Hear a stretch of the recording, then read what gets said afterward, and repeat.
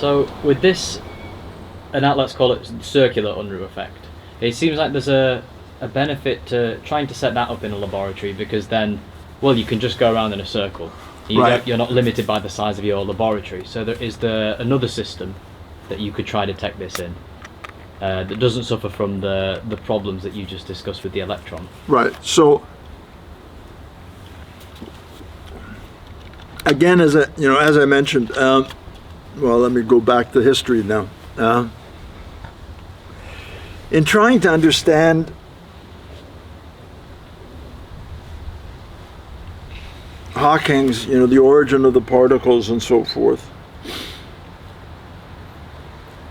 I'd been asked by Dennis Shelma to come to Oxford and give a colloquium on black holes when I was a postdoc of Roger Penrose's, early 1972. And I was trying to think, how could one explain black holes to... And I came up with this analogy, the waterfall analogy, where if you imagine you have a virulent waterfall such that the velocity of the water exceeds the velocity of sound in the water. On Earth, that would take a waterfall about 10,000 kilometers high. Not going to do it, but you can imagine it anyway, or, think about Terry Pratchett's Discworld, where at the edge of the world there exists this waterfall where the waters of his Discworld flow over the edge into space.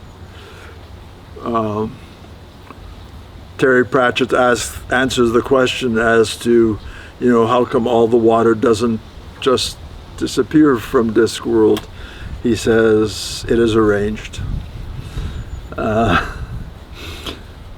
As Alfred Hitchcock would call it, it's a MacGuffin. Something you use to advance the plot, but it doesn't have to make sense. But there in Discworld, the velocity of sound is much, both of light and sound is much slower than it is in our world. And so one could imagine this waterfall exceeding the velocity of sound. Then if you're, let's say, a fish inside this waterfall, and you make a sound, if you're far away from the waterfall, the sound travels in all directions away from the waterfall towards it. The stuff going towards gets swept over and so forth. But if you get very close to this point where the velocity of the water equals the velocity of the sound is fighting against the waterfall trying to sweep it over. And that turns out to be a very good analogy for what happens in black holes. And then about 1980, I was given a course in fluid mechanics to teach at UBC. And in that course, you're preparing the lecture for the course, and one day in the evening, I was sitting there preparing my lecture, and I thought back to this little analogy, sound waves and water, and I decided to try and do the calculation to see what would really happen to real sound waves and so forth, and discovered that they were a really good analogy to fields around a black hole, the kind of things that Stephen Hawking had calculated, and argued that for sound waves in one of these waterfalls, it should produce a thermal spectrum of sound waves, just as Stephen had calculated for black holes. And that, of course, is a system which one could imagine producing on a tabletop. One could produce forces on the water and such, or some other fluid. Water is the best fluid, because these temperatures would be very low. Water tends to freeze at approximately 270 degrees, which is pretty hot. So you want some fluid, which is fluid at much lower temperatures, blah, blah, blah. But one could imagine doing an experiment on a tabletop. And it really took, I did this in 1980, and it really took until 1990 when Ted Jacobson pointed out one of the key features of the atomic nature of matter. One of the questions was, fluids we know are made out of atoms. Once you get to very short frequencies, you don't have sound waves anymore. You can't think about a sound wave whose wavelength is smaller than the distance between the atoms. It makes no sense, because the sound wave is collective motions of these atoms. And, in Hawking's derivation, you find that the thermal radiation that's given off by a black hole originates in the so-called vacuum fluctuations with frequencies of absurdly high values in the initial state before the black hole was formed. In the case of sound waves, you don't have those frequencies. So if one used this analog, would you discover that you wouldn't get that thermal radiation? And one could imagine doing the experiments there and seeing whether you got the radiation or not. Or do calculation. It was really Ted Jacobson that pointed out that the key feature about the atomic nature is to change the so-called dispersion relation, the relationship between frequency and wavelength that you get for sound waves and so forth. That gets changed because of the atomic nature of matter. And so that sort of broke open the field and made it possible to think of doing experiments. And a number of us kept thinking of, I got a postdoc from the former East Germany whose advisor phoned me and said, I've got this very good student, that you have a postdoc who might be interested in working. And I said, yeah, send me his stuff. And this was Ralph Schutzold. And so we started, and he was interested in this, and we came up, in many cases, largely him, came up with all kinds of different possibilities. Not just sound and water, but surface waves on water, electromagnetic waves going down a waveguide, which also, you can make a waveguide with capacitors and inductors, and those act as though they were atoms, etc. And a variety of different things, could perhaps be used in the same way as I suggested sound waves. And then a few years later, Silke Weinfurtner came as a postdoc to UBC and said, let's do these experiments. And no, we got to do these experiments. And at the same time, fortunately, Ralph and I had talked to a civil engineer who was very interested in waves on water and this kind of stuff. Greg Lawrence in the civil engineering department, and they had these huge flumes. And so a group of us, two theorists, Silke and myself, one civil engineer, Greg Lawrence, his former postdoc, Ted, I'm getting very old. Ted Tedford. Thank you. And Matt Penrice, an undergraduate student in physics. I'm sorry about that.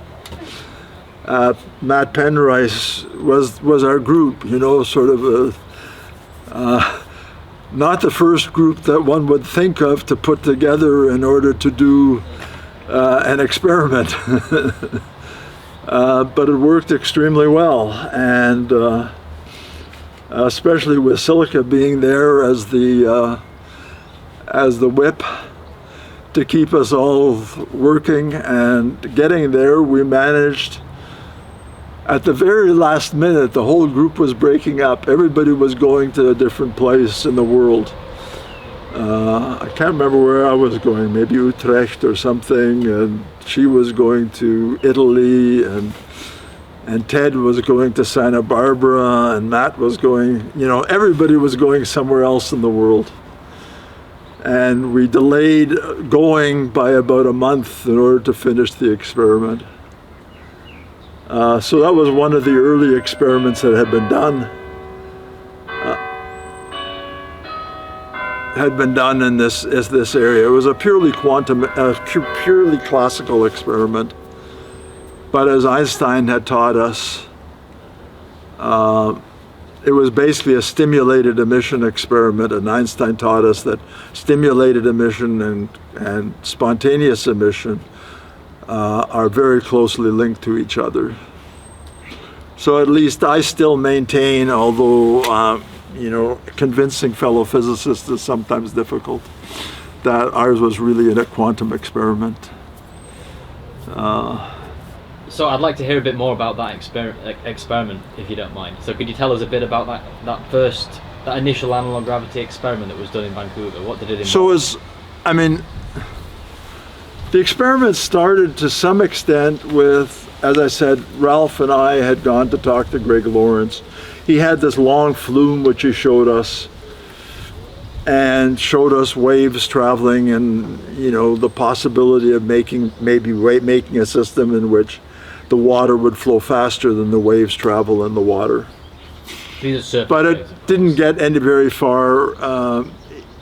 Greg kept thinking about it, and he developed this little obstacle which looked very much like an airplane wing, which would give you a region in which the flow was faster.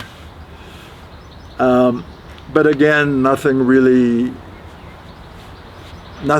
happened. And until Silke came. Before that, Germain Rousseau in Nice and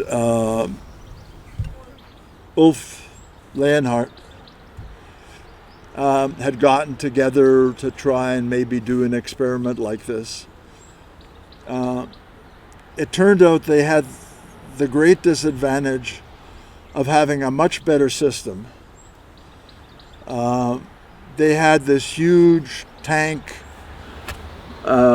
something like 15 meters long, and 2 meters deep and so forth. And it turns out the bigger it is, the less noise and the less damping there is and so forth. But the problem is that it's big. And so anytime you want to make a change, it's a big deal. And it was expensive.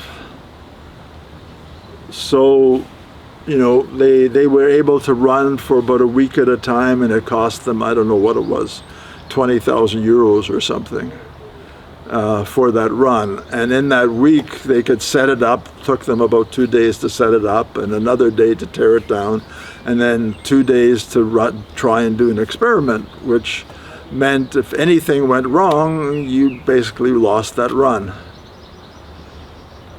Our flume was a worse flume, much smaller, about 3 meters long, 20 centimeters deep, etc. But you could do it fast. I mean, even I could go to the machine shop and make a new obstacle to put in there and come back and install it and run the experiment all in the same day. And it cost us nothing. Primarily because Greg Lawrence, who was the civil engineering professor, and that flume was sort of part of his baby in teaching undergraduates, was part of our team, and so we could use it. And it really taught me that in experimental physics, Wheeler had always told me that one of the key things about being a good physicist is to make as many mistakes as you can, as fast as you can. And with the smallest experiment, we could make many mistakes, and we did make huge numbers of mistakes.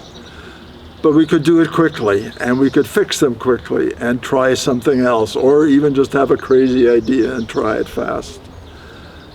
And that was incredibly important in getting the experiment going. So Rousseau had seen some of the effects that one wanted, but wasn't really able to do measurements.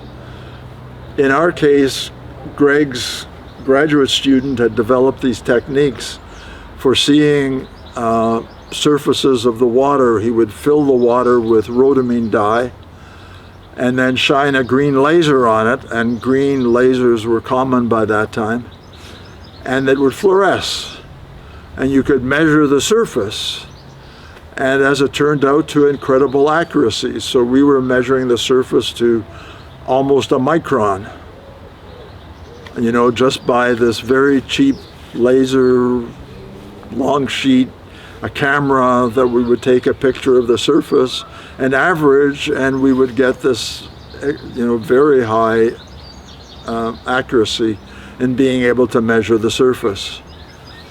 So it turned out, you know, that we had a lot of advantages over the system that Rousseau had. And the actual experiment that you were running there, what did that actually involve? So it was a long tank,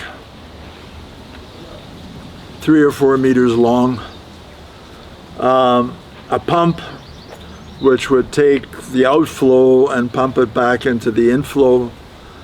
As I said, an airplane sort of shaped obstacle which causes the water to go more more rapidly over the top of it than in the other places, and so produces these sort of horizons. And then a wave generator, which we made out of screen, and we would dip the screen into the flow of water. As it went in further, it would impede the flow of the water, would build up, so you get this wave build up and would launch a wave up the tube towards this obstacle, which had the analog of, you know, a horizon in it. And by measuring, you know, what bounced off, one could do the analog of the calculation that Hawking had done in the case of a black hole.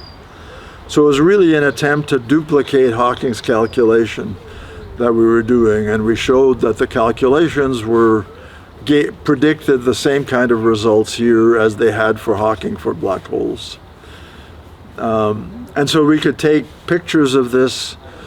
Over the summer, we gradually took over this whole undergraduate lab, built this huge tent with black plastic garbage cans to keep out the light, so that we could very accurately measure the surface of the water due to this fluorescence of the water.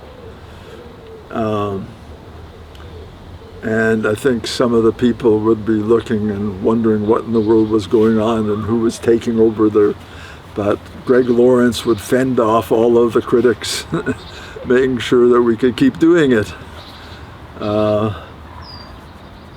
So yeah, it was basically looking at how waves behaved when they ran into this obstacle, and showing that the reflected wave had exactly the characteristic that Hawking had. In Hawking's case, the wave would come in from the past, and the black hole would form. It would come out with the black hole forming, and then sort of come out from the black hole. One of the waves would go into the black hole, part of the wave would go in, part would come out, and that ratio between the two would give one this thermal effect.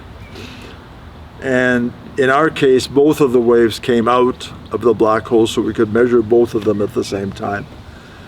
And if one looks at the ratio of those, it had a thermal characteristic. So that's what we managed to show in our experiment.